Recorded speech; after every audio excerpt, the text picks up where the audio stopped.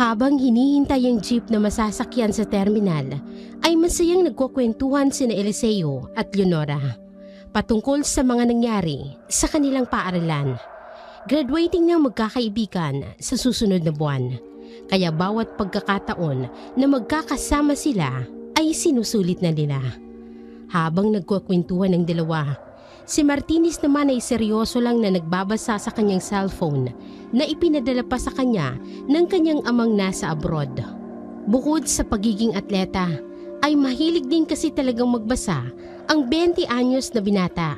Kaya kung minsan ay inaasar siyang book nerd ng mga kaibigan.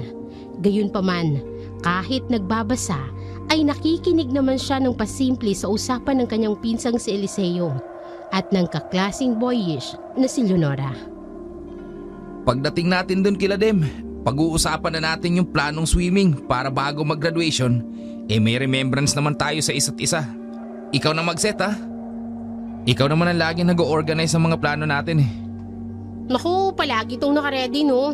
Basta paalala mo mamaya. Baka kasi malamang, bisi-bisihan na naman si Demetrio.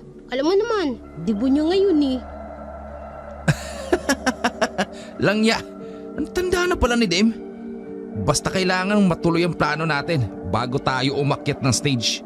Kasi malamang yan, kapag ginanap yan pagkatapos ng graduation, kokonti na lang sa mga kaklase natin ang pupunta. Baka nga magkatamaran pa pag nagkataon. Yun ang punto ko. Pero teka, ano naman kayong masasabi ng isa dyan ng pinsan kong athletic na basa ng basa kaka-cellphone? Napatingin silang dalawa kay Martinez.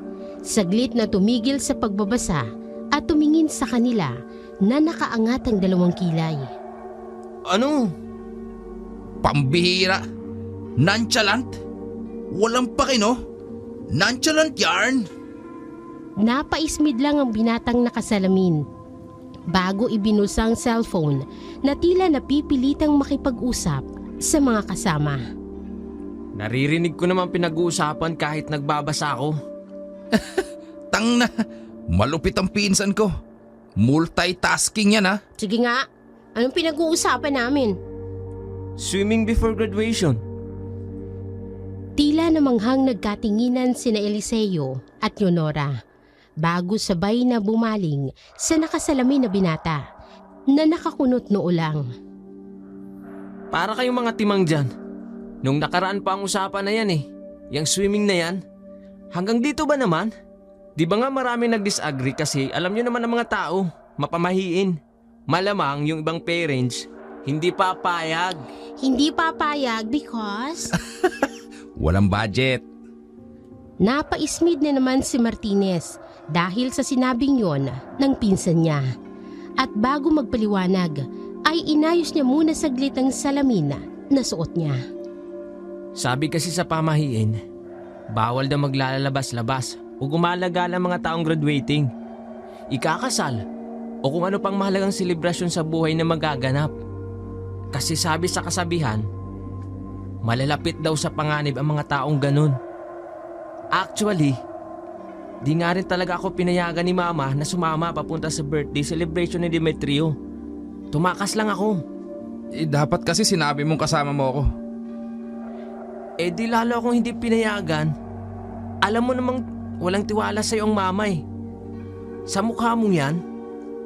Natawa si Leonora sa pagkarinig doon bago sumabat sa usapan ng magpinsan. Grabe pa rin palang paniniwala ng mga tao no? Hindi nag-a-upgrade. Gaano ba kasi katotoong ganyang pamahiin? Ang alam ko lang, araw-araw naman talaga. Kaya walang hinihintay na mahalagang selebrasyon ng isang tao. Palagi talaga tayong malapit sa panganib. Ang aksidente. Walang nakakaalam kung saan, kung kailan, tsaka kung paano mangyayari. Exactly. Kaya feeling ko talaga, nagdadahilan na lang ang iba nating kaklase. Kaya ayaw sumama sa swimming bago mag-graduation. Ang totoo, wala lang talaga silang budget. Tama. Hindi naman kasi talaga lahat ng tao sa mundo katulad mo, tol. May kanya-kanyang paniniwalang lahat. Basta. Ako? Never naniniwala sa mga ganyan. Kahit probinsyano ako, paki ko sa mga pamahiin. Wala namang nawala sa akin eh. Engkanto, multo, kulam, aswang, umaligno. Lahat yan gawa lang ng malikot na imahinasyon. Kaya rin na-imbento ang libro ay dahil sa mga imahinasyong yan. Hindi na umimik si Martinez habang ang cute na babaeng chubby ay patango-tango na tila ba nadala sa sinabi ni Eliseo. Eksaktong pagkatapos ng usapan nilang yon ay dumating na nga ang sasakyan, kaya agad silang tumayo sa kinauupuan at sumakay sa jeep hanggang sa mapuno na ito. Mabilis nang ding napuno ang jeep dahil panay-panay din ang pagdating ng mga pasahero, kaya hindi masyadong naghintay ang magkakaibigan. Matapos maningil at makumpleto ng barker ang mga pamasahe ay lumarga ng sasakyan. Napatingin pa si Martini sa barker at sa ilang pasahero dahil napansin niya kanina nang sabihin nilang sa Barrio de la Fe sila bababa ay tila nagulat ang ilang mga nakarinig. Hindi niya rin alam kung bakit, pero nakaramdam siya ng kakaibang kaba. Pagkatapos noon at hanggang sa nagpatuloy na ang biyahe nila ay hindi na siya mapakali. Ang ginagawa na lamang ng binatang nakasalamin para maalis ang kanyang pangamba ay nagbasa ulit siya ng cellphone na eksaktong malolobat na rin. Ito ang mahirap sa cellphone. Napakadaling malubat. Hays. Ibinulsa niya ulit ang cellphone at tumingi na lamang sa tanawin sa labas.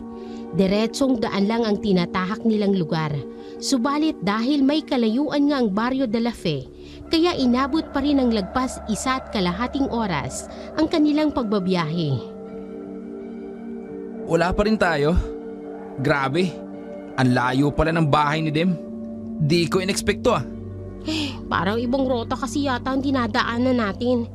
Pero kung sa kabila siguro, mas malapit.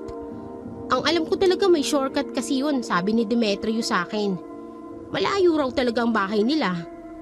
Pero nagsushortcut lang daw yung naghahatid sa kanya. Nakinig lang si Martinez sa dalawa sapagkat nakatuon siya sa kalye. Ang tanda niya kasi ay dumaan na sila sa lugar na yun, pero hindi sa mismong De La Fe sila nagpunta. Sadyang makikita lang ang luma at malaking arko ng baryo. At hindi nga siya nagkamali. Pagkakita niya kasi sa arko ay saka nagsalita ang binata habang inaayos ang salamin sa mata. Kuya, sa waiting shed lang po kami ha. Napansin naman niya ang tila ng makahulugang tingin ng ibang kasakay nila, pati na rin ang driver. Nang nasa bukana na sila ng baryo ng lumang jeep ay bumaba kaagad ang tatlo. Nadinig pa ni Martinez ang mag-asawang pasahero na nagbubulong-bulungan tungkol sa nasabing lugar. Nang nasa waiting shed na sila ay napatingin siya sa mga pasahero, nakitang pag-aalala sa mga mukha. Napabulong tuloy ang binata dahil doon. Anong problema ng mga yun? Nang mawala na sa paningin nila ang sasakyan ay biglang tinapik ni Eliseo ang pinsan. Ano pang tinutunganga mo dyan? Tulala yarn? Wala. Umismid lang si Martinez, saka tinanggal ang salamin at pinunasan bago isinuot ulit. Pagkalaon ay muli silang napasulyap sa sasakyang hindi abot ng kanyang tanaw. Napabuntong hininga siya saka binalingan ng mga kasama. Nang mapansin niyang sila lang palang naroroon sa lumang waiting shed ay nagtaka rin siya. Hala, tayo na lang palang nandito. Nasaan na yung mga kasabay nating bumaba sa jeep? Napakunot ng mukha ang dalaga bago magsalita habang napapakamot ang ulo. Wala talaga tayong kasama, Martin. Nangyayari sa'yo ha? Uy! Wala ba? Wala. Parang tangi naman to. Tatlo lang talaga tayo. Iyan kasi, kakatitig mo ron sa jeep. Pinakikinggan ko kasi yung mga sinabi ng mag-asawang pasahero sa katapat natin. Napakunot ng noo na naman si Leonora habang nakatingin kay Martinez. Bakit? Ano bang sinabi? Ano bang narinig mo? Oo nga tol, Care to share naman dyan, uy! Wala naman. Hayaan nyo na yun guys. Tara na kaya. Kasi ang sabi ni Demetrio, nung nasa school tayo, di ba? Kapag nasa main entrance na tayo, lakarin na lang daw natin. Hanggang makita natin ang terminal ng tricycle. Tama. Tapos sumakay daw tayo dahil mura lang naman. Sabihin lang natin ang Celestio Compound. Alam na ng mga taga rito yun. Sana all na lang talaga may compound. So, let's go na guys! Naglalakad ng tatlo, papasok sa baryo ng De La Fe, pero halata pa rin sa mukha ng atletang binata ang pag-aalala matapos ang narinig sa mag-asawang pasahero kanina. Hindi niya sinabi ang tungkol sa bagay na yun sa mga kasama sapagkat ayaw niyang masira ang excitement ng dalawa. At isa pa, tsak natatawanan lang siya lalo na ng pinsang si Eliseo. Narinig kasi ni Martinez ang pinag-uusapan ng mag-asawa sa jeep, ang tungkol sa baryong pupuntahan nila, na kung saan ay maraming araw aswang ang naitatala. Bihira raw ang mga normal na taong nakalalabas ng buhay sa lugar na iyon. Ang nasabing baryo kasi ay malayo at nasa pinakadulo ng kanilang lugar, kaya hindi malabong totoo rin ang sinabi ng mag-asawa sa jeep kanina. Napabulong na naman tuloy si Martinez habang pinagmamasdan ang dalawang kasama. Hindi naman siguro kami ipapahamak ni Demetrio. 4 na taon na kaming magkakakilala. Tila nagising ang binatang atleta sa malalim na pag-iisip nang tapikin na naman siya ng makulit na pinsan dahil nakita ng mga ito ang terminal ng tricycle. Sa malayo pa lang ay nakatingin na sa kanila mga kalalakihang naroroon. At ibang pakiramdam ni Martinez sa mga tingin na yun. Para kasing hinuhukay na ang buo nilang pagkatao. Kaya umiwas siya ng tingin habang napapabuntong hininga. Nakakatakot naman makatingin ang mga tao rito. Ano ba itong nangyayari sa akin? Dapat kasi hindi ko na narinig yung sinabi ng mag-asawa sa jeep eh. Sumunod lang siya kay Eliseo at Leonora na siyang nakipag-usap sa mga tricycle driver. Nang magkaunawaan na ay pinasakay na kaagad silang tatlo. Kaya lang sina Eliseo at Leonora ang sumakay sa loob, kaya napilitan si Martinez na sa likod ng tricycle driver umupo. Nang makita niya ang sinasabing tricycle driver ay nagulat siya. Saka medyo natakot dahil nga sa itsura ng Ginoo. Bulag kasing isang mata nito na puting-puti. May 2 malaking peklat sa mukha na parang nahiwa ng kung anong bagay. Tapyas din ang kalahating parte ng kaliwang tenga kung saan makikita banda ang peklat.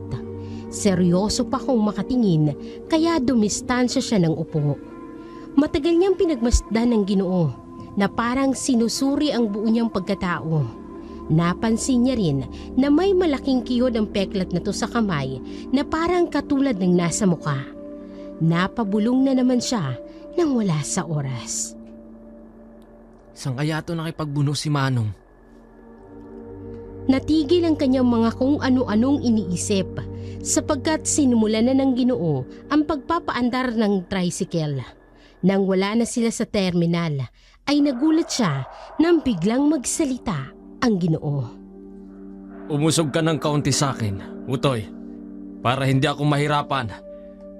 Huwag kang mag-alala. Hindi naman ako mangangagat dahil hindi naman ako aswang. Sige po. Pasensya na, Manong. Kaistoy na lang. Pagngiti ng Ginoo ay nakita ng binata sa side mirror na ang ngipin nitong isa sa kaliwang pangil ay kulay ginto. Kaya napakunot noo siya. Medyo nakonsensya rin siya dahil hindi naman pala masamang tao si Kaistoy. Base sa pananalita nitong kahit malalim ang tono ng boses ay malumanay naman. Tiningnan muna ni Martinez sa mga kasama sa loob at nang makita niyang abala na naman sa pag-uusap ang dalawa na parang magjowang nagpaplano ng kanilang future, ay hinayaan niya na ang mga ito. Martinez pang pangalan ko. Martin na lang po. Tapos ang lalaki sa loob, pinsan ko, si Eliseo. Ang babae naman po, si Leonora, kaklase namin. Ang layo ng nararating nyo ah. Anong pakay nyo sa Celestial Compound? Imbitado ba kayo? Oo, paano nyo po nalaman? Nako, taon-taon naman yan silang may okasyon kapag ganitong nagbabakasyon. Taon-taon po. In-invite kasi kami ng kaklase naming may birthday. Bali po, 21st birthday. Birthday naman pala ngayon. Nang sabihin niyo ng Ginoo, ay tila nakaramdam ng kakaibang binatang atleta. Kaya muli siyang napalingon sa mga kasama. Pero abala pa rin ang dalawa. Pagbaling niya ulit sa nagmamaneho, ay nakafocus na lang ang tingin nito sa medyo malubak na daan. Ano pong ibig niyong sabihin? Wag mo nang pansinin ang sinabi ko. Matanong ko lang pala, sino ang kaklase mo roon at ilang taon nyo na silang kakilala? 4 na taon na po. Pag-graduate na kami sa kolehiyo sa susunod na buwan. Bale, sinusulit na lang po namin tong mga oras na magkakasama kami. Sinusulit? Matapos ang tipid na tugon ni Kaistoy, ay nag-focus na lang ulito sa daan kaya hindi maiwasang mapatanong ng binatang atleta sapagkat medyo hindi siya mapakali. Para kasing biglang mayroong bumabagabag sa kanyang puso na hindi niya rin maunawaan. Pwede po ba kayong matanong? Pagpasensya na po sa itatanong kong to ha. Ano yon? Ano po kasi? May narinig po akong pasahero kanina sa jeep bago kami bumaba rito. Ang sabi nila, puga daw to ng Barrio de la Fe ng mga aswang. Kitang-kita ni Martini sa side mirror kung paano biglang sumeryoso ang mukha ng ginoong driver. Dahil doon, mas nakaramdam tuloy siya ng kakaibang takot. Pakiwari tuloy ng binatang nakasalamin ay may hindi magandang mangyayari. Hindi na kita sasagutin sa tanong mong yan. Pero nakita mo naman siguro ang itsura ko.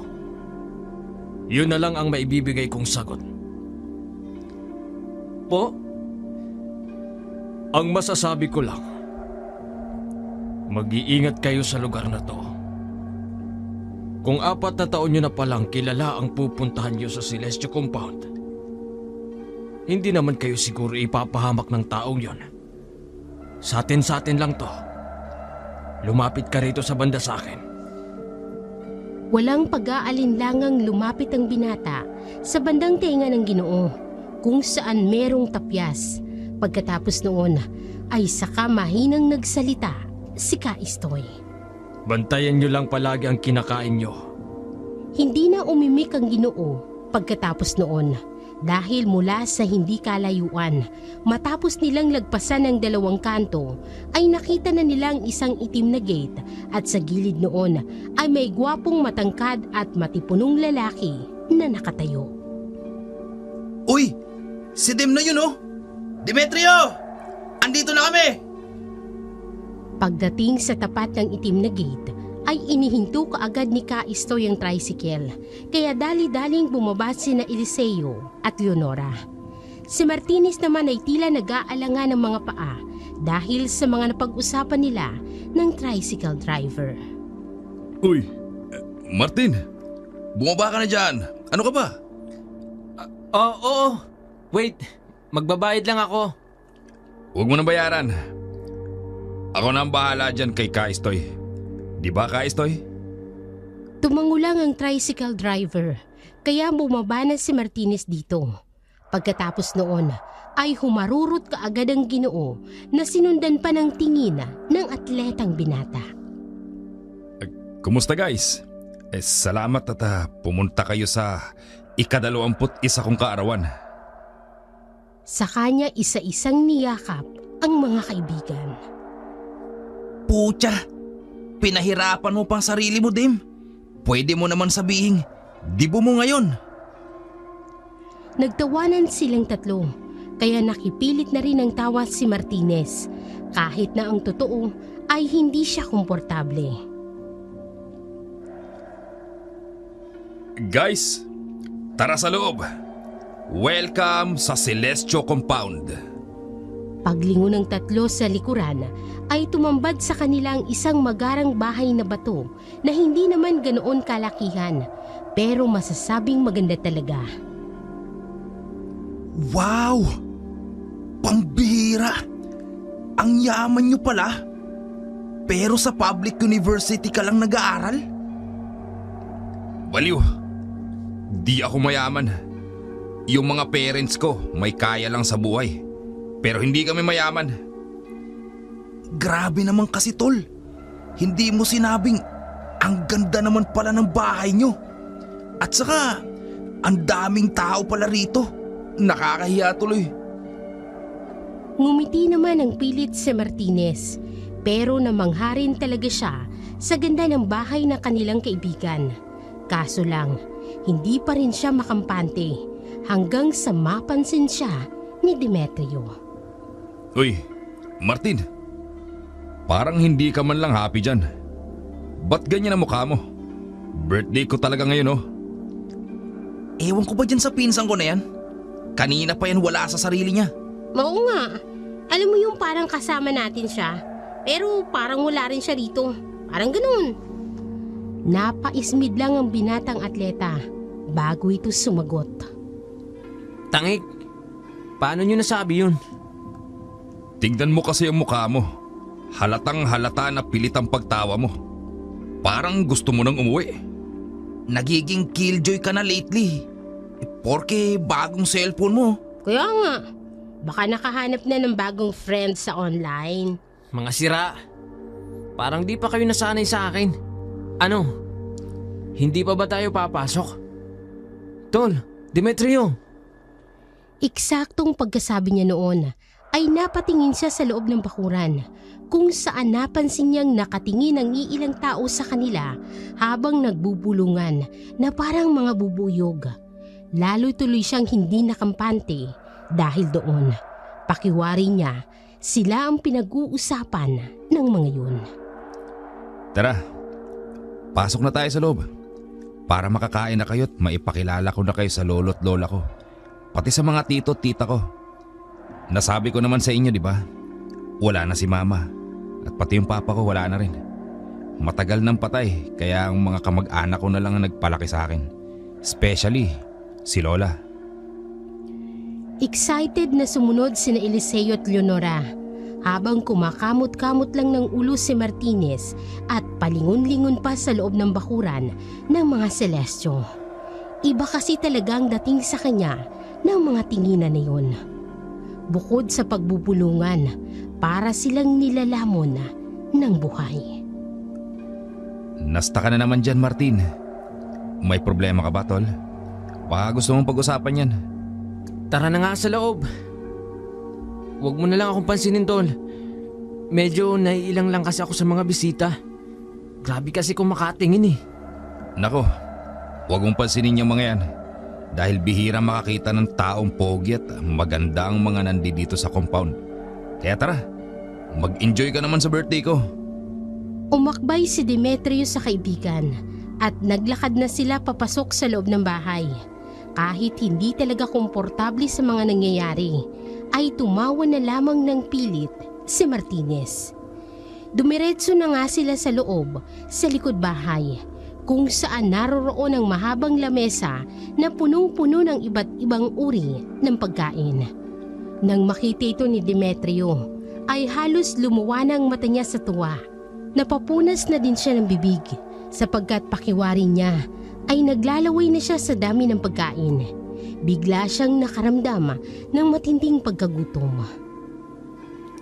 Langyatol, grabe yung handa mo ah. Pampiesta, kumpleto pa. May mga kakanin pala kayo. Pwede ba akong mag-uwi nung mamaya para sa nanay ko? Sige tol, tangik. Para sa inyo talaga yan. Kumain at kumuha ka lang. Ikaw nang bahala sa sarili mo. Magpakabusog ka. huwag kang uuwi ng gutom ha. Oo naman. Salamat. Lalapit na sana siya para kumuha ng makakain. Kaya lang ay napawi lahat ng excitement niyang yun nang bigla na lamang sumagis sa isip niya ang sinabi ni Kaistoy kanina patungkol sa pagkain. Bantayan nyo lang palagi ang mga kinakain nyo. Ang excitement niyang matikman ng mga pagkaing nakalatag sa mahabang mesa ay bigla na lamang nawala. Saglit siyang napahinto at iginala ang paningin. Hanggang sa makita niya si Eliseo at Leonora na kumuha na ng plato para makapagsandok na rin ng pagkain. Gusto niyang pigilan ng dalawa, kaya lang ay naiilang siya na baka kung anong isipin din ng mga makakakita. Naisip niya na rin na baka ma-offend si Demetrio, kaya tila na stock up na naman siya sa pwesto. Mabuti na lang at kinalabit siya ng may kaarawan sapagkat dumating na pala ang lola nito. Tol, lola ko nga pala. Si Lola Inolba. Paglingon ni Martinez ay nakita niya kaagad ang maliit na matandang nasa 4 na talampakan lang ang taas. At kahit kulubot na ang kutis nito, ay sobrang puti pa rin itong tingnan. Nang mapatingin siya sa mata, ay napansin niya rin na tila nag-iiba ang kulay noon. Napakurap siya at napaiwas ng tingin dahil na rin sa pagkailang. Magandang araw po, Lola Enolba. Ako po si Martinez. Nang makipagkamay siya sa matandang babae, ay ganoon na lang din ang pagkabigla niya. Dahil napakalamig ng kamay nito na para ng bangkay. Ngumiti pa sa kanya nang makahulugan si Lola Enolba, pati na ang mga kasama nitong kalalakihan na nasa likuran. Ikinagagala kitang makilala, Martinez. Ikaw pala ang sinasabi nitong apo ko na matalik niyang kaibigan sa paaralan. Magsaya ka lang sa kaarawan ni Demetrio. Maiwang ko muna kayo. Marahang naglakad ang matandang babae na sinundan ng mga alipores nito papunta kina Eliseo at Leonora na nagpakilala rin. Pagkatapos noon ay sa kanya ulit binalingan ng kaibigan na nakangiti na sa kanya. Tol, huwag kang ma-offend ha. Ang lamig sobra ng kamay ng lola mo. Para akong humawak sa patay. Gagi, 100 plus na kasi yan si Lola Inolba. Biruin mo, ang lakas pa rin. Saka ang puti pa rin ng balat kahit kulubot na. Seryoso ka? 100 plus? Putik, anong sekreto niya? Laman at dugo. Dahil sa narinig na yun, ay biglang nawala ang ngiti sa labi ng binatang atleta.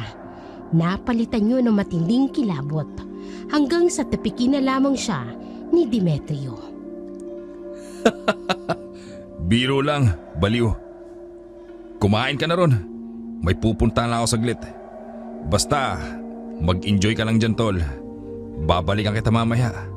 Alam mo naman, medyo maraming bisita ngayon. Wala nang nagawa si Martinez kung hindi ang pagmasdan na lamang ang kaibigan na papalayo.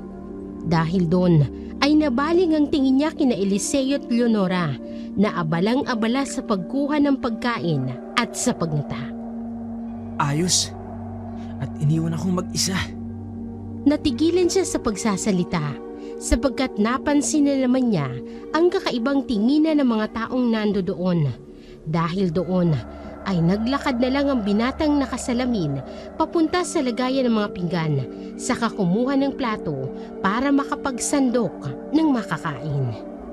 Mula sa hindi kalayuan ay natanong niya pa sina Leonora na nakapwesto sa isang table malapit sa pinto kung saan pumasok si Demetrio kanina. Masayang nagkukwentuhan ng dalawa habang magiliw din na kumakain ng mga karning sinandok nila mula sa mahabang mesa. Doon na nga lang ako pupwesto habang hinihintay si Demetrio. Kung iwan ako no? Akala nila sila lang dalawang magkasama. Parang chaperon lang yata ako ng 2 eh. Matapos magreklamo ng ganoon, ay kaagad na nagsandok ng makakain si Martinez at nang mapuno ng kanyang plato, ay muli siyang nagpalingalinga sa mahabang lamesa para tingnan kung ano pang kakainin niya mamaya. Tuluyan nang nawala sa isip niya ang mga bili ni Kaistoy dahil gutom na talaga siya. Tila ba mismong mga pagkain na sa mahabang hapagkainan ang nagsasabi sa kanya na kainin na sila.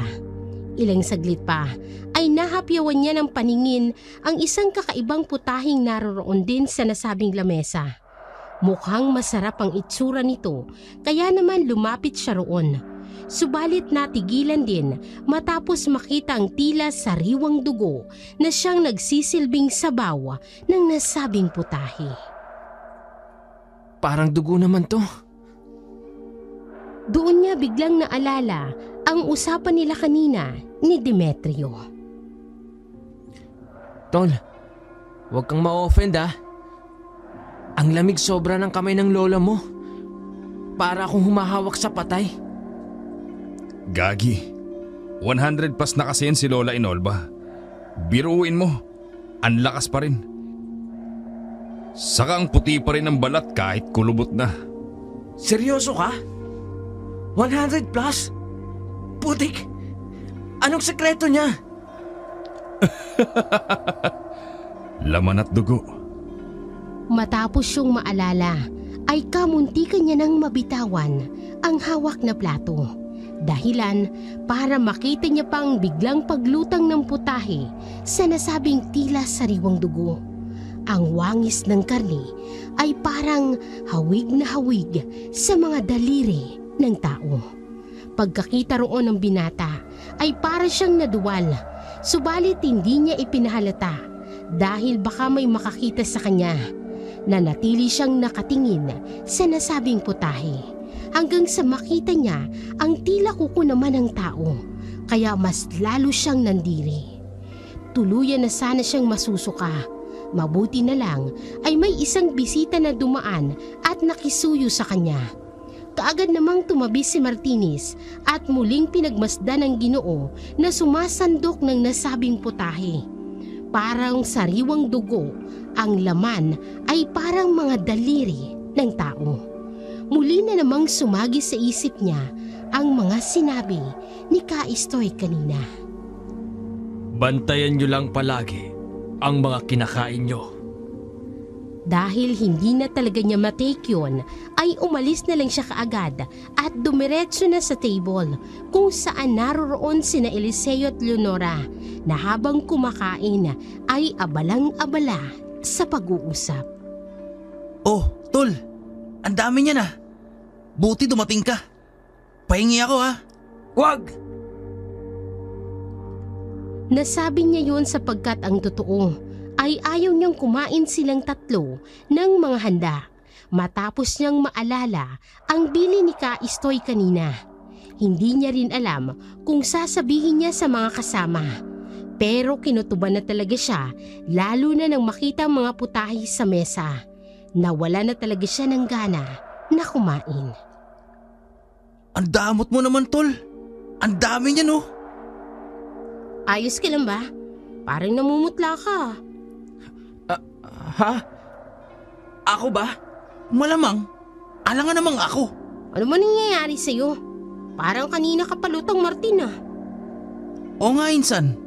May sakit ka ba? Magbabanyo lang ako. Hindi na natapos ni Eliseo yung sinasabi sapagkat umalis na kaagad si Martinez para magpunta sa banyo. Kukuha na ako rito sa plato mo ha. Papaltang ko na lang mamaya pagbalik mo. Hindi na inintindi yun ni Martinez dahil nagmamadali siyang makahanap ng palikuran at nang makita niyang malawak na banyo ay nagtungo kaagad siya sa inidoro at doon dumuwal ng dumuwal. Matapos maisuka ang lahat ay gumaan kahit papaano ang kanyang pakiramdam. Hanggang sa makarinig siya sa katabing pinto. Meron kasing 3 pinto ang nasabing malawak na banyo. Meron ding sumusuka roon at narinig niya ang isang Ginoon na nagsasalita habang tumatawa. Makailang ulit pang sumuka ang lalaki sa kabilang pinto habang umiiyak at tila nagmamakaawa. At sa muling pagsuka ng lalaki ay kitang-kita niya mula sa ilalim na may tumalsik na mga sariwang dugo mula sa suka ng nasa kabila. Pagkatapos noon ay mas lalong natarantang nandoon habang nagmamakaawa sa pag-iyak. Dahil doon ay pinanayuan ng balahibo si Martinez. Simula sa talampakan ay mabilis na gumapang ang kilabot na yon papunta sa kanyang batok, dahilan para masukan na naman siya ulit. Napatingin din siya ulit sa bandang gilid dahil mas dumadami ang dugong isinusuka ng nasa katabing pintuan. Shit! Dali-dali niyang pinunasan ng sarili at lumabas ng banyo para tunguhin ang kanyang pinsan at si Leonora. Aayain niya na kasing umuwi ang mga ito. Ang kaso lang ay wala nang dalawa sa pwesto nito kanina. Dahil doon ay lalong kinutuban si Martinez para sa kalagayan ng kanyang pinsan at ng kaklase. Langya talaga! Natigilan na siya sapagkat naramdaman niyang mabigat na tingin ng mga tao sa kanyang paligid na para na siyang nilalamon ng buhay. Nasaan na ba sila Eliseo at Leonora? Pati si Demetrio! Dahil sa hindi niya makayanan ang tingin ng mga taong naroroon, kaya napilitan na lamang siyang lumabas.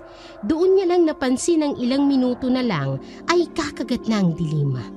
Nagpatuloy siya sa paglalakad sapagkat ramdam na ramdam niya ang malaking pagbabago sa buong lugar. Ang ibang mga bisita ay nakikita niyang parang sumusuka na kahit hindi pa naman nagiinom. May mga nakatingin din sa kanya habang nagtatawanan, pero may mga tingin din na tila nanlilibak at nanlilisik. Dahil sa takot ay lumabas siya ng gate, pero pansin niya pa rin ang nakakakilabot na tingin ng mga tao sa loob ng compound. Nang nasa labas na siya ay muli niyang nilingon ang magarang compound sapagkat gusto niyang balikan sina Eliseo at Leonora.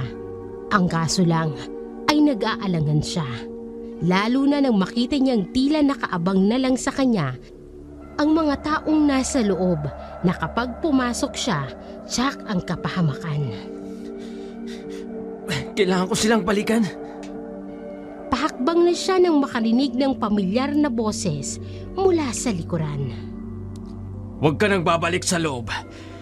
Palubog na ang araw. Sumunod ka sa akin. Bilisan mo! Pagkakita niya kay Kaistoy ay wala sa sarili siyang sumunod dito. Tumakbo sila hanggang sa malampasan ng kalyeng tulay na siyang tanging daan papasok at palabas ng compound ng mga Celestio. Hindi napansin yun ni Martinez kanina noong papunta sila, kaya nagtaka siya at napatanong nang wala sa oras. May tulay ba kayong nadaanan kanina, Kaistoy? Yan lang talaga ang nauna mong itanong. Bilisan mo! Doon ko ipinarada ang tricycle ko para hindi nila marinig.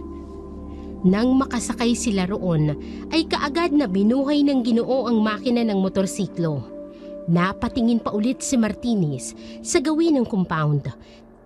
Dahil nag-aalala talaga siya sa kanyang pinsan at kaibigan. Saka mo na sila isipin. Isipin mo muna ang sarili mo. Kapag inabot ka ng gabi sa compound ng Celestio, siguradong mapapahama ka. Paano po ang pinsan ko? Pati ang kaklase ko? Pasensya na, pero wala na tayong magagawa kundi ang maghintay. Pinaharurot na kaagad ng Ginoo ang tricycle palayo sa lugar na yon. Dahil sa madilim na ang paligid, kaya dinala muna ni Kaistoy ang binatang atleta sa kanyang bahay. Hindi man nagtitiwala si Martinez, pero wala na siyang magagawa kung hindi ang makiayon na lamang sa sitwasyon. Pagdating at pagpasok nila sa bahay ng Ginoo, ay nagulat siya dahil maraming kung ano-anong maliliit na garapon ang nakalatag sa isang mesa.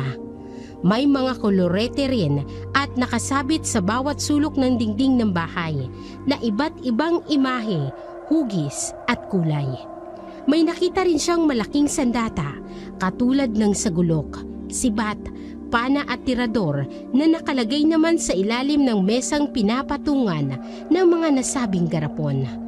Gasera lang ang tanglaw nila sa buong silid, kaya hindi niya napansin ang iba pa. Pasensya ka na sa bahay ko. Malit lang to, pero siguradong ligtas tayo rito laban sa kanila. Laban sa kanila? Kanino po? Sa mga aswang. Hindi ba? Naikwento ko na sa iyo ang tungkol sa mga Celestio. Taon-taon silang nagdaraos ng kung ano-anong handaan tuwing ganitong buwan at araw. Kasal, birthday, binyag at kung ano-ano pa. Pero ang totoo, ginagawa lang nila yon para makapagpalaganap ng mas marami pang aswang. Nanlaki ang mga mata ni Martinez sa kanyang narinig. Hindi niya sukat akalain na ang kaibigan niya ng 4 na taon na si Demetrio ay galing sa angkan ng mga aswang. Ibig sabihin po ba, si Demetrio, aswang din?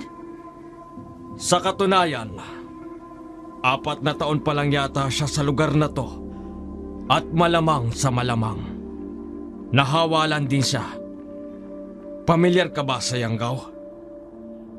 Yanggaw? Ang alam ko lang po sa Yanggaw, yung salitang Ilonggo na ibig sabihin parang infection galing sa tenga. Parang ganun po. Yun yung mga aswang na nangahawa para maging aswang din ng ibang tao na gusto nilang mabiktima. Naglalagay sila ng espesyal na laway sa pagkain at kapag kinain mo yon, siguradong magiging isa ka rin sa kanila. Muntik na namang maduwal si Martinez matapos niyang maalala ang mga nakahain sa mesa. Kaya po pala ganun ang mga nakahain dun sa mesa. Buti na lang, hindi ako kumain. Pero, takte, ang pinsan ko pati si Leonora, kumain sila. Baka matulad sila sa narinig kong lalaki na sumusuka ng dugo sa banyo kanina. Pati yung ilang tao, bago ako lumabas sa compound. Kitang-kitang pamumuo ng matinding takot sa mukha ng binatang atleta habang nagsasalita. Kinuha niyang cellphone at balak sanang kontakin ang kanyang ina, kaya lamang ay walang signal. Bukod doon ay low-bat na rin ito. Malas naman talaga. 4% na lang. Ano gagawin ko nito? Paano ng pinsan ko at kaklase ko? Kailangan po natin silang matulungan. Ikinalulungkot ko, Martinez, kung sinasabi mo kanina na nakakain ang mga kasama mo, hindi ko alam kung paano sila matutulungan. Hindi ko alam kung may lunas ba roon para mawala ang pagkakayanggaw. Magiging aswang na po ba sila? Seryosong tumango ang Ginoo, kaya lalong nangamba si Martinez. Dahilan para mapatayo siya nang wala sa oras. Pasensya na rin po, Ka-Estoy. Pero kailangan ko na po talagang makauwi sa bahay. Siguradong mag-aalala ang mama ko. Hindi niya ako makontak at kailangan ko ring sabihin ang nangyari dito. Hindi kita po pwedeng pauwiin ngayon. Umupo ka na lang muna, utang na loob. Dahil sa taranta ay hindi pa rin nagpapigil si Martinez. Iginiit niya na kailangan niyang makauwi dahil na rin sa takot na baka sa lugar pa lang to siya mamamatay. Dahil doon ay napilitan tuloy ang Ginoo na itulak siya hanggang sa mapasandal at mapaupo siyang ulit. Huminga naman ng malalim si Ka-Estoy bago na upo sa harap niya at nagsalita. Nakikita mo ba itong itsura ko ngayon? Ito ang pwedeng mangyari sa'yo kapag ipinagpilitan mong makauwi ngayon. Sa lugar na to, mas marami ng aswang kaysa sa mga normal na tao. Ang iba, naglilipatan na. Tumigil sa pagsasalita ang Ginoo. Kumuha muna siya ng tubig sapagkat nakita niyang umiiyak na lang ng tahimik si Martinez. Binigyan niya ito ng maiinom at nang medyo kumalma na ang binatang nakasalamin ay saka siya nagpatuloy sa pagkukwento. Nang makita ko kayo kanina, gusto ko na lang kayong hayaang mabiktima ng mga taong yon. Pero sa huli, nakonsensya pa rin ako. Ito ang dahilan kaya hindi ako umaalis sa lugar na ito. Dahil kahit papano, gusto kong mapigil ang paglaganap ng mga aswang. Dapat talaga silang mapigilan. Itong itsura ko ngayon, wala pa to sa kaawa-awang nangyari sa mag-ina ko. Dahil pinili nilang mamatay na tao kaysa mabuhay na hayop na mansalaman at dugo ng tao. Pasensya na po. Natatakot lang talaga ako. Kung sinunod ko lang din sana ang gusto kanina na wag na kaming tumuloy, hindi sana mangyayari to sa mga kaibigan ko. Naudlot sa pagsasalita ang binatang atleta sapagkat mula sa bubungan ng munting bahay ni Kaistoy ay nakarinig sila ng dalawang magkakasunod na kalabog. Pagkatapos noon ay dalawang magkasunurang alulungpa ng kanilang narinig, dahilan para sumenya si Kaistoy kay Martinez na wag nang gumawa ng ingay. Marahang lumapit ang Ginoo sa bintana at saka bumulong. Magtago ka sa ilalim ng papag. Kunin mo tong langis at huwag mong bibitawan. Kapag may nakita kang pumasok bukod sa akin, sabuyan mo kaagad kahit sino pa sila. Kahit kaibigan mo pa. Kung gusto mong mabuhay, hindi ka magdadalawang isip. Napatango-tango na lamang si Martinez kahit na ang totoo ay nangangatog na ang kanyang mga tuhod dahil sa takot. Nang nasa ilalim na siya ng papag, ay lumabas kaagad ng bahay si Mang Istoy. Nagsusumiksik naman siya sa pinakadulo. Habang pinakikinggan ang usapan sa labas na tila nagsisigawan. Bakit ako binibisita ngayon ng mga aswang? Anong kailangan nyo? May nakakita sa'yo sa tricycle mo kanina bago kumagat ang dilim. Eksakto, may nawawalang bisita ngayon doon. Hindi mo naman siguro sinama yun dito at tinago, di ba, Estoy? Tanga ba ako? Para dalhin sa bahay ko ang di ko naman bisita? Bakit hindi nyo subukang hanapin sa bahay ng kapwa nyo aswang? Kayo na lang din ang nag-uungasan dahil mga hayo kayo sa laman at dugo ng tao. Estoy. Napakatabil pa rin ang dila mo. Kahit ganyan na ang nangyari sa'yo. Siguro, hindi tenga, kundi dila na lang dapat ang tinapya sa'yo para magtanda ka. Eh bakit hindi mo subukan? Baka malay natin.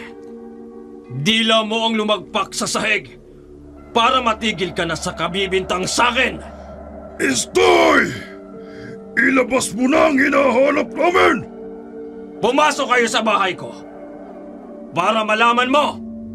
Bukas na bukas yan. Hindi nga nagdalawang isip ang dalawang aswang. Nagsimula silang humakbang papasok sa loob ng munting bahay ni Kaistoy. Nang marinig naman yun ni Martinez, ay kaagad niyang binuksan ang langis na hawak niya. Kahit nanginginig ang kanyang kamay dahil sa takot. Naiintindihan niya na ngayon ang plano talaga ng Ginoo ay papasukin ang mga aswang para magapi nila ng tahimik. Nang nasa loob ng mga ito ay sumilip ng pasimple si Martinez kaya nakita niyang nakatatakot nitong mga mukha na tulad ng isang paniki. Lubog ang ilong, matutulis ang tenga, kulubot ang mga balat at nangingintab ang matutulis na kuko at nanlilisik ang mga mata. Natutup niya ang bibig kaya napansin siya na gumalaw ang isang aswang. Paglapit ng mga to at pag-angat ng papag ay wala sa sarili niyang isinaboy ang langis sa mga ito. Nagulat siya nang biglang umusok ang katawan ng dalawang aswang at nagsisisigaw. Pero bago pa sila makaungol upang makapagtawag ng iba pang aswang, ay ginilitan na sila sa liig ni Kaistoy. Habang nakahandusay ang dalawang aswang at tumatagas ang itim na dugo, ay unti-unting bumabalik ang mga anyo nitong tao. Ganoon na lamang ang gulat ni Martinez sapagkat nakita niyang dalawang to sa handaan sa likod ni Lola Enolva. Kilala ko po sila. Parang mga bodyguard sila ni Lola Enolva. Simula nang dumating ang matandang Enolva na yon sa baryong ito, lumaganap na ang mga aswang. Kaya ang hinala namin, siya ang pinakanamumuno sa compound na yon. Anong ibig pong sabihin ninyo? Gawa-gawa lang ng matandang yon ang angka ng mga selestyo. Ginawa niyang pugad ng mga yanggaw at iba pang aswang ang compound na yon. Tulungan mo ako rito. Kailangan natin tong sunugin at balutin ng goma para hindi maamoy ng iba pang aswang. Mahaba pa ang gabi. Kapag natunto nila na nandito ka pa at napatay natin ang dalawang to, sigurong lahat sila susugo dito kasama ang mga kaibigan mo na nayanggaw na nila. Hindi alam ni Martinez kung anong mararamdaman matapos marinig ang mga sinabing yun ni Ginoo. Kaya habang tinutulungan niya ang Ginoo ay para siyang lutang at wala sa sarili. Sa likod bahay nga ni Kaistoy ay sinunog nila at binalot sa goma ang katawan ng dalawang aswang na napatay nila. Nang umalingasaw ang amoy nito sa hangin ay napatakip ng ilong ang dalawa at pagkatapos noon ay pumasok na rin sila kaagad sa loob ng bahay at doon nagpalipas ng gabi. Dahil gutom na rin, naghain ang Ginoo ng makakain nilang dalawa. Habang si Martinez naman ay pilit pa ring ipinoproseso sa kanyang utak ang mga nangyayari. Hindi pa rin kasi siya makapaniwala sa mga ito. Parang kanina lang kasi, ang saya-saya pa nilang nagtatalo-talong magkakaibigan patungkol sa walang katuturang bagay ni hindi niya sukat akalain na mauuwi sila sa ganitong sitwasyon. Dapat talaga, nakinig na lang ako kay Mama. Nung di niya ako pinayagang pumunta sa lugar na to. Totoo talagang pamahiin. Bakit kasi tumakas-takas pa ako sa bahay? Uli na para sisihin mo pa ang sarili mo, Martinez. Kumain ka na muna para makapagpahinga tayo pareho. Siguradong sa mga oras na to, hindi lang ikaw ang hinahanap ng mga aswang, kundi pati ang mga napatay natin. Kahit walang gana, ay sinikap ng binatang atleta na kumain. At pagkatapos noon, ay nagpahinga na muna sila ng tahimik. Gustuhin niya mang makatulog habang hinihintay na sumikat ang araw, ay hindi magawa ni Martinez. Iniisip niya pa rin sila Eliseo at Leonora, pati na rin ang matalik na kaibigan sa paaralan na si Demetrio. Hindi niya rin lubos maisip na ang mabait niyang kaibigan sa loob ng 4 na taon ay naglihim tungkol sa katauhan nito. Bakit mo kami niloko, Demetrio? Napabuntong hininga siya ng malalim bago mapalingon sa natutulog na Ginoo na nahihimbing na sa pagtulog. Paano niya nagagawang makatulog sa ganitong sitwasyon? Parang wala siyang napatay na tao kanina. Hindi na maituturing ng mga tao ang mga pinatay ko kanina. At saka hindi lang ako ang gumawa nun. Huwag mong kalimutang kasama ka, Martinez. Nagulat ang binata at nanahimik matapos ma-realize na gising pa pala si Kaistoy. Nakapikit lang ito at nakikiramdam sa kapaligiran sapagkat katulad ng sabi niya kanina, anumang oras ay maaaring sumalaki sa kanilang mga aswang. Kung hindi sila magiging alerto, ay tiyak ang kamatayan. Wala po ba tayong gagawin para mapigil sila? Tayo? Opo, Kaistoy. Di ba, sabi mo kanina nakasama ako sa pumatay sa mga aswang? Ibig din sabihin, kasama na ako sa laban na to. Kahit natatakot ako, wala nang atrasan to. Kaya ang tanong ko po, wala ba tayong gagawin para mapigil sila? Ang gawin mo sa ngayon, matulog. Magpahinga ka na. At huwag na muna magsalita para makapagpahinga na rin ako. Dahil sa pagkadismaya ay tumalikod na lamang ang binata at ipinikit ang mga mata para makatulog. Dala na rin ang matinding pagod. Hindi niya namalayan na tinangay na ang diwa niya papunta sa karimlan. Ang kaso lang, nadala niya hanggang sa panaginip ang mga nangyari kanina. Ang mga sumusuka ng dugo at nagmamakaawa sa malawak na banyo ng magarang bahay ni na Demetrio. Ang mga nakakasulasok na pagkain na gawa sa laman at dugo ng mga tao. Ang mga tingin ng mga naroroon sa compound na parabang nanlilibak at gustong mangain ng buhay. Ang mga nakakalokot malademonyong tawanan. Ang mga aswang na nakaengkwentro nila ni Kaistoy. Lahat ng yun ay sumama hanggang sa kanyang panaginip. Kaya nangingilabot ang binata nang mapagtanto niya na panaginip lang ang lahat. Bigla siyang dumilat. Subalit laking gulat niya nang makita ang sarili na nakapwesto sa duguang upuan at nakatali ng mahigpit. Napapalibutan din siya ng mga aswang at nagtatawanan habang kumakain ng sariwang laman ng tao. Pinilit ko mawala ni Martinez, kaya lang ay mahigpit ang pagkakatali sa kanya, kaya wala rin siyang nagawa. Maya-maya pa ay bigla na lamang lumitaw sa kung saan si Demetrio na nasa likod nito sina Eliseo at Leonora. Ganoon pa rin ang mukha ng tatlo, kaya lang ang katawan nila ay katulad na ng mga aswang. May hawak din silang iba't ibang uri ng lamang loob ng tao. Ang kay Leonora ay sariwang abdo. Ang kay Eliseo naman ay sariwang atay, habang ang kay Demetrio ay sariwang puso. Sabay-sabay na nagsalita ang tatlo, pero boses na pinaghalo-halong dyablo ang naririnig niya. Kainin mo to para maging kaisa ka namin, Martin. Sa takot ay nagkakawag-kawag siya kahit alam niyang hindi rin naman siya makakawala. Pilit niya ring itinitikom ang bibig niya. Kaya lang ay walang kahirap-hirap itong ibinuka ni Demetrio. Kainin mo to para maging kaisa ka namin, Martin!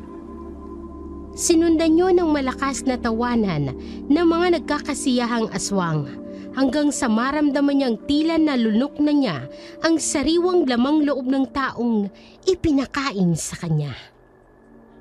Hindi! Hindi! Hindi! Hindi! Gising, Martin! Pagbangon ng binata ay tumambad sa kanyang paningin ang ginoong tapyas ang kalahati ng tenga. Nakahinga siya matapos mapagtantong panaginip lamang pala ang lahat ng nangyari. Malamang binabangungot ka dahil sa mga nangyari kagabi. Ganyan din ako nung unang naengkwentro ko ang mga aswang.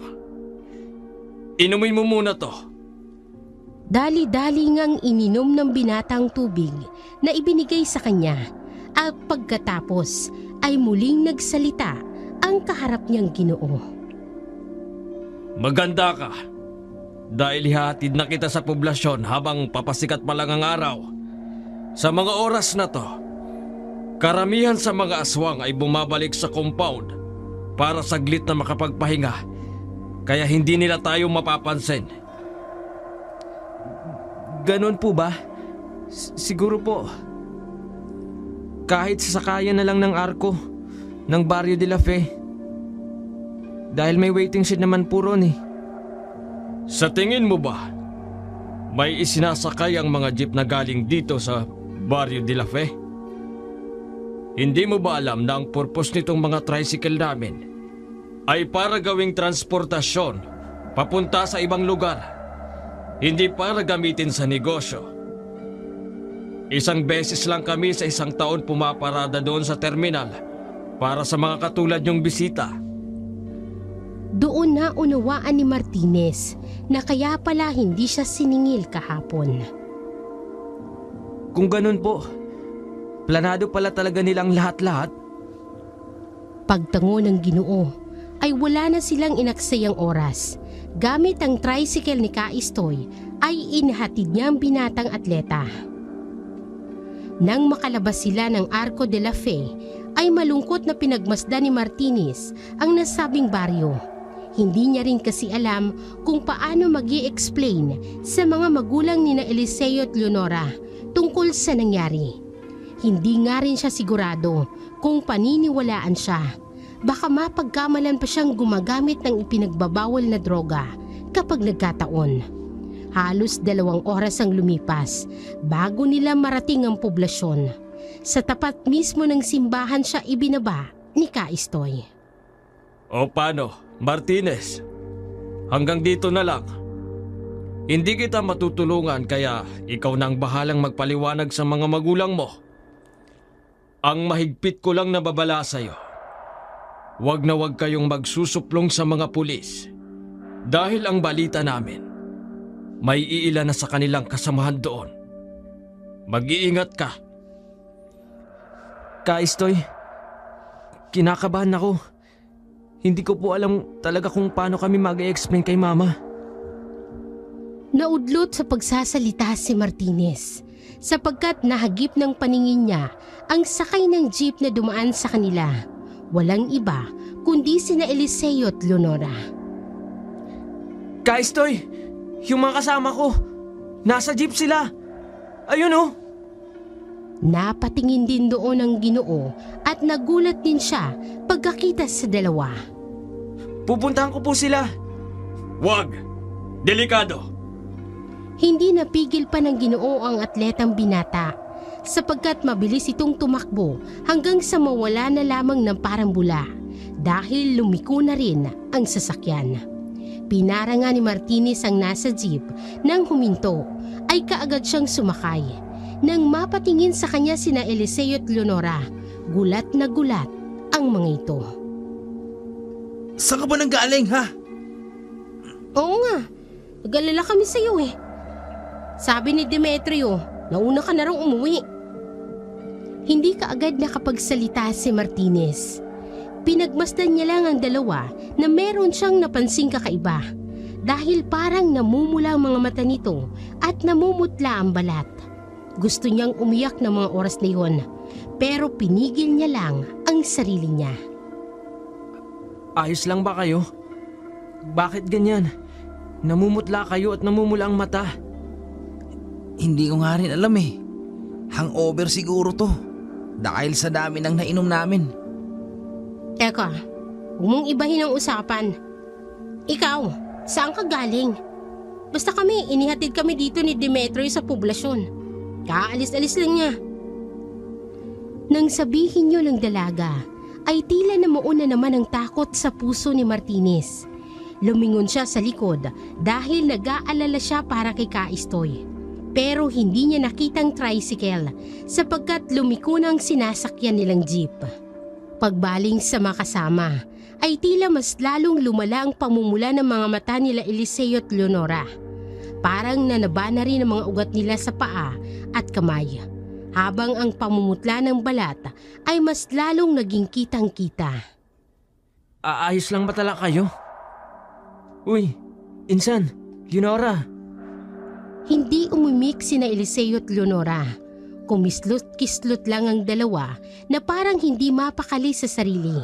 At pagkatapos, nang mapaningon sila pareho sa binatang nakasalamin, ay bigla silang ngumisi ng makabuluhan habang ang mga mata ay mas lalong namula at naging maugat ang magkabilang gilid. Nang makita ni Martinez ang tila kakaibang itsura ng kanyang pinsan at kaklase, ay mas lalo siyang nangamba. Doon niya naisip ang sinabi ni Kaistoy na maaaring naapektuhan na sila ng pagiging aswang. Pinsan, Eliseo, Ayos lang ako, tol. Medyo mainit lang ang pakiramdam ko. Mainit ba? Mainit na nilalamig ako eh. Ako rin, para akong giniginaw na ewan. Rico, medyo may kakaiba. Over pa ba to? Alam na ni Martinez na hindi na normal ang mga pangyayari. Kaya nakiusap siya sa tsuper na bilisan ang pagmamaneho. Hanggang ilang saglit pa ay bigla na lamang napahawak ang dalaga sa kanyang tiyan at sumigaw ng malakas. Ang sakit ng tiyan ko! Rico, parang pinibiyak! Sinigundahan yun ni Eliseo na tila bigla na lamang nangisay at nahulog mula sa kinauupuan nito. Rico! Parang kinakalay ka yan tiyan ko, tol. Ang sakit! Hindi nakaimik si Martinez sa kanyang nasasaksihan at dahil sa sobrang sakit na nararamdaman ng dalawa ay napaiktad pa parehong mga to sa sahig ng sasakyan at doon tila namimilipit na humiga habang patuloy sa pagsigaw ng pananakit ng tiyan. Bakit ganito? Umiikot ang paningin ko. Ang sakit ng tiyan ko. Tulong! Pinsan! Tulungan mo ko! Di ako makahinga sa sobrang sakit. Parang may humahalukay sa tiyan ko. Sinubukang alalayan ni Martinez ang dalawa habang muling nakikiusap sa tsuper na bilisan pa ang pagmamaneho. Mabuti na lang din at sila lang ang pasahero kaya mas binilisan pa ng Ginoo ang pagmamaneho hanggang sa makarating sa kanto ng kanilang baryo. Nagpatuloy ang pananakit ng tiyan at pagkahilo ni na Eliseo at Leonora kaya sa kanto pa lang ay nagpatulong na si Martinez sa mga tao. Mabuti na lang ay may mga nagkawang gawa na isakay sila sa mga habal at dalhin sa kanilang mga bahay. Dahil magkakatabi lang ang bahay ni na Martinez, Eliseo at Leonora, kaya kaagading nakita ng mga magulang nila ang mga kaganapan. Natakot sila sa itsura ni na Eliseo at Leonora na halatang hindi na normal, kaya sinabi kaagad ni Martinez ang nangyari. nayanggaw po sila. Dalhin natin sila sa manggagamot. Baka sakaling matulungan sila. Bakit ganito? Umiikot ang paningin ko. Ang sakit ng tiyan ko! Tulong! Pinsan! Tulungan mo ako! Hindi ako makahinga sa sobrang sakit. Parang may humahalukay sa tiyan ko. Pagkatapos magsalita ng dalawang nayanggaw, ay bigla na lamang nanahimik ang dalawa at tila na stack up sa kanilang hinihigaang mesa. Pagkatapos noon, ay unti-unting naglitawan ang mga nangingitim na ugat-ugat sa kanilang liig at sa iba pang parte ng katawan. Naglaway na din sila ng gusto na parang isang asong ulol, kaya nagimbal ang mga taong nakakakita. Tia Mayrin, Ate Gina, please po, dalhin na natin sila sa manggagamot. Natigilan ang binatang nakasalamin sa kanyang sinabi sapagkat bigla siyang hinawakan ng kanyang pinsan.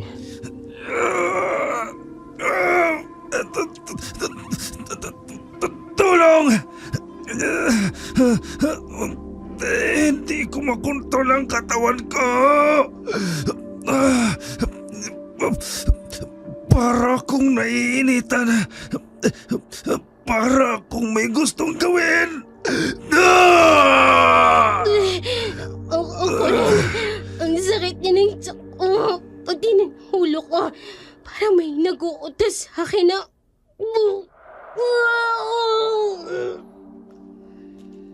Sabay na nagsuka ng maraming beses sina Eliseo at Leonora. Nang makita ito ni Martinez at nag-iba pang taong naroroon, ay mas lalo silang nagimbal. Sabay-sabay din nilang natutup ang bibig at ilong dahil sa kakaibang amoy at kulay ng isinuka ng dalawa. Tiyamay Ate Gina, please po, dalhin na natin sila sa manggagamot bago pa sila tuluyang maging aswang at makakain ng karne ng tao. Pagkasabi niyang yon, ay tinabig siya ng dalaga at nang matumbas si Martinez sa sahig na may suka, ay saka naman tumayo si Eliseo na tila tuluyan ang nawala sa katinoan. Habang nakatayo ang dalawang nayanggaw sa lamesa, ay doon na nga bumungad sa kanilang lahat ang unti-unting pagbabago ng itsura ng mga ito. Ang mga ugat-ugat sa sintido nila Eliseo at Leonora ay tila luluwa na parang kumikibot-kibot. Ang mga mata nila ay mas lalong nanlilisik hanggang sa parabang nagsalubong na ang kanilang mga kilay. Habang unti-unting lumalabas ang matatalim na pangil, ay sabay na napaungol ang dalawa, dala ang sakit at init ng katawan na nararamdaman. Mas naglaway sila na parang asong nauulol at pagkatapos ay unti-unti ring naglagas ang kanilang mga buhok. Ang mga daliri nila ay nangingitim na rin, pati na mga kuko ay unti-unting humahaba at naging matalim habang patuloy sa pag-ungol. Ang pinakahuling nagpagimbal sa mga taong naroroon ay nang makita nilang mag-aanyong paniki na sina Eliseo at Leonora. Dala ng takot ay nagtakbuhan ng iba pang tao palabas ng bahay na kinaroroonan nila. Si Tiyamay ay nawala ng malay. Habang si Ate Gina ay tila naistatwa lang habang nakatitig sa sariling anak. Nang makita nga ni Martinez ang kabuuan ng pagbabagong anyo ni na Eliseo at Leonora, ay naluha na lamang siya at naisip niyang huli na ang lahat para sa dalawang taong mahalaga sa kanya. Ilang saglit pa, mula sa lamesa, ay biglang tumalo ng dalagang nag-iba ang itsura. Sinunggaban nito si Ate Gina na tulala pa rin dahil sa nasaksihan. Leonora! Wag! Nanay mo yan! Pinilit pang awatin ni Martinez at ng iba pang kalalakihang naroroon ang mga nagwawalang aswang hanggang sa maya-maya pa ay unti-unti na nilang napatalima ang mga ito. Subalit tila mas malakas si Leonora kaysa kay Eliseo na para bang nakukontrol pa ang lahat. Unti-unti rin kasing bumalik ang kanyang itsura hanggang sa mawalan siya ng malay tao.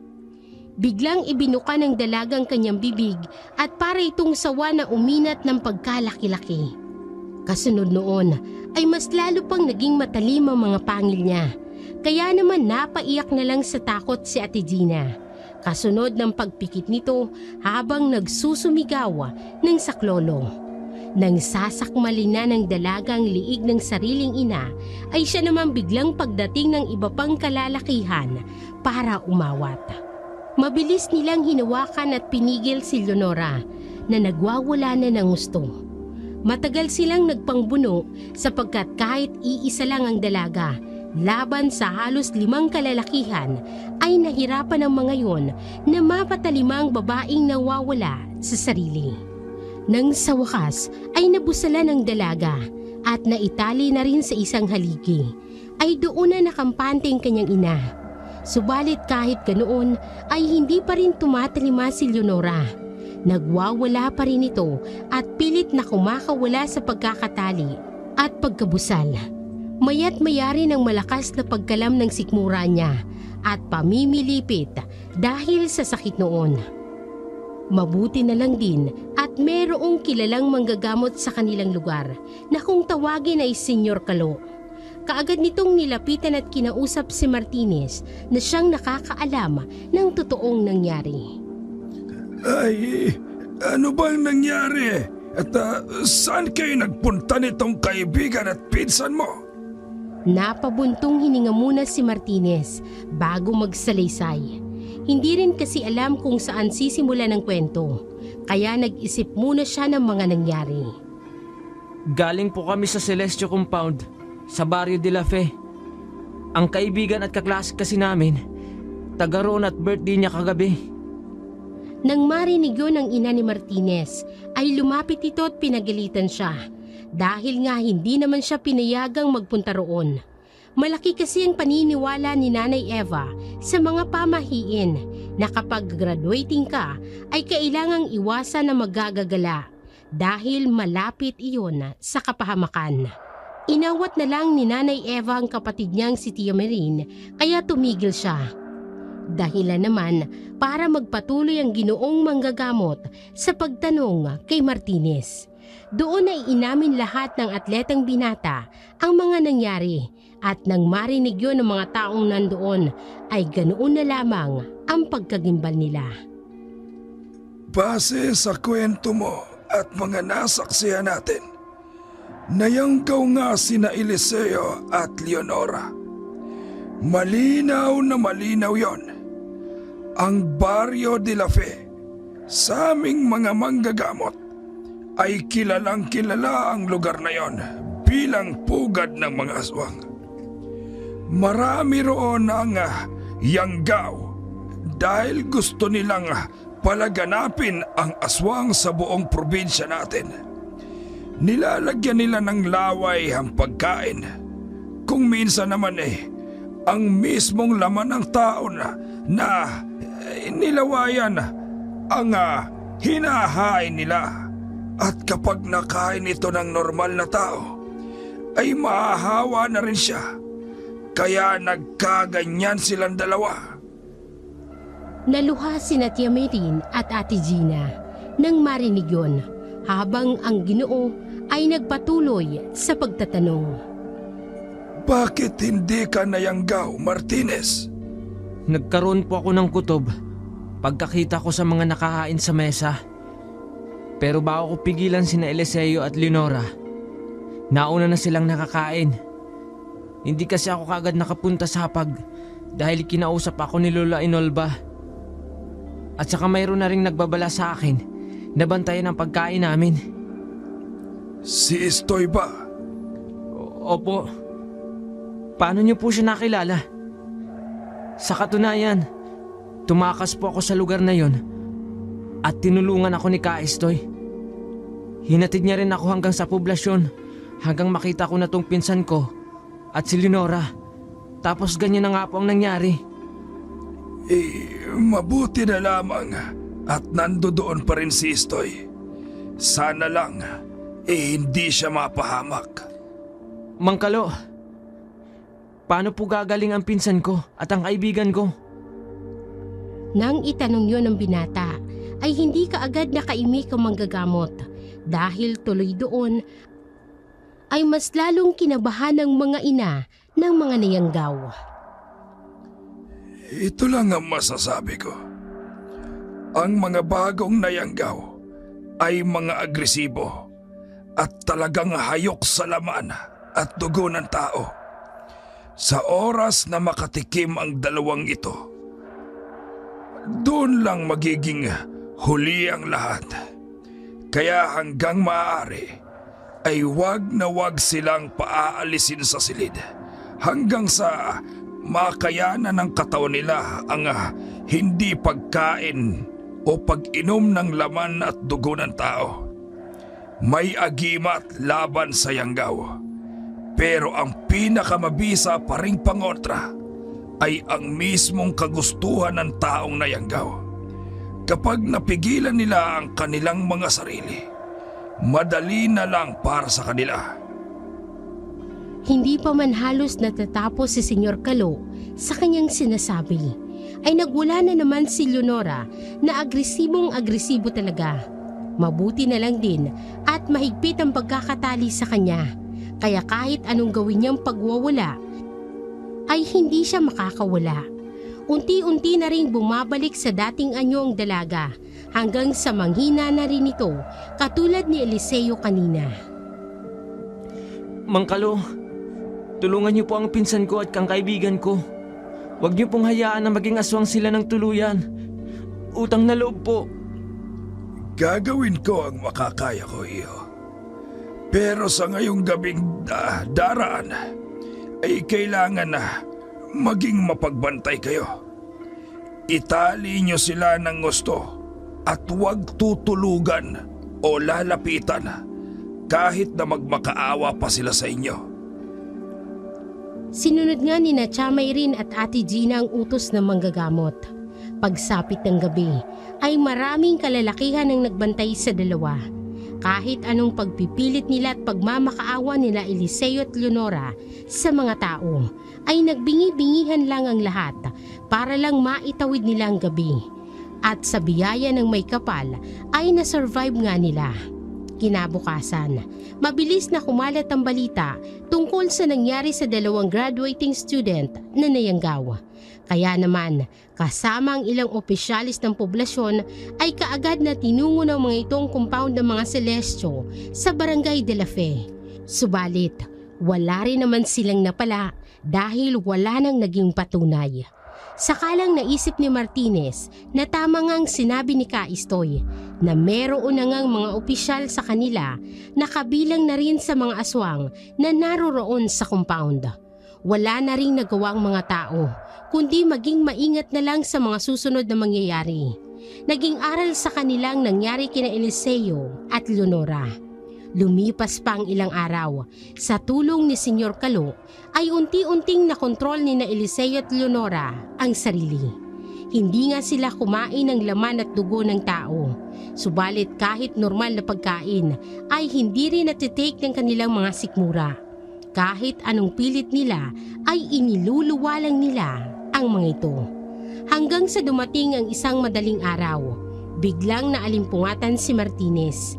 Pinuntahan niyang silid na nilaan para kina Eliseo at Leonora tuwing gabi upang hindi sila makapaminsala.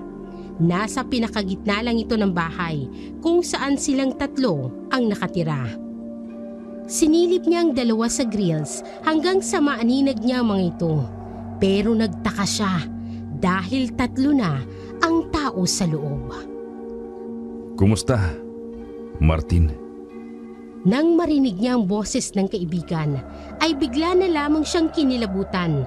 Pero sa huli ay iwinaksin niya kaagad yun at nagtapang-tapangan na hinarap si Demetrio. Anong ginagawa mo rito? Anong ginawa mo sa kanila? Bakit wala silang malay? Huwag kang mag-alala at matakot. Hindi ako naparito para gumawa ng gulo. Gusto ko lang makatulong. Pinatulog ko muna sila saglit. Anong gustong makatulong? Nakita mo ba ang ginawa mo sa pinsan ko at kay Leonora? Nagtiwala kami sa iyo, Demetrio. Tinuring pa kitang matalik na kaibigan. Tapos ganito ang gagawin mo? Niloko mo kami. Niloko mo ako. Naloko lang din ako. Hindi ko totoong lola ang matandang yanggaw na yun. Si Inolba, 4 years ago. Katulad nyo lang din ako. Pero hindi katulad nyo ngayon. Walang ibang tumulong sa akin noon nang mayanggaw ako. Kaya para makasurvive ako, nagpadala na lang ako sa sistema hanggang sa makilala ko kayo. Natigilan ng gwapong binata dahil pumatak na ang luha niya nang hindi sinasadya.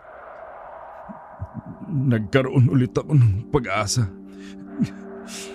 Simula nang makilala ko kayo. Sinikap kong mamuhay bilang normal na kabataan sa loob ng 4 na taon. Pero, sorry kung nagawa ko to sa inyo. Kaya ako nandito. Dahil kung huli na ang lahat para sa akin, hindi para kay Eliseo at Leonora. Marahang lumapit si Demetrio at meron itong inilapag sa tapat ng rehas na isang maliit na botelya. Nagpatulong ako kay Kaistoy na makuha ito. Pero sa kasamaang palad, hindi siya nakaligtas. Gamitin mo yan at ipainom sa kanilang dalawa pagkagising nila. Tuwing gabi, sa loob ng 1 linggo, Hindi ko alam ang tawag dyan. Pero sigurado akong babalik sila sa dati dahil nakita ko na kung paano yun gumana. Pagkatapos noon ay naglakad na siya palayo, pero natigilan din dahil nagsalita ang matalik niyang kaibigan. Saan ka pupunta? Hindi ko rin alam. Pero malamang sa malayong malayo, yung hindi ako masusundan ng amoy demonyong inolba na yun. Pati ng mga alagad niya. Hiling ko lang, pagbigyan ng tadhana ang kahilingan ko na pagtagpuin tayong apat sa tamang panahon. Wala na ngang inaksay ang oras ang poging lalaki. Tumakbo na to papalayo hanggang sa mawala na sa paningin ni Martinez. Naging mabisa nga ang panglunas, kaya bago pa ang graduation ay tuluyan ng gumaling sina Eliseo at Leonora. Nakaakyat pa sila sa stage at tumanggap ng diploma, habang si Demetrio naman ay hindi na nakita kailanman. Kita kailanman, kita kailanman, kita kailanman, kita kailanman, kita kailanman, kita kailanman, kita kailanman, kita kailanman,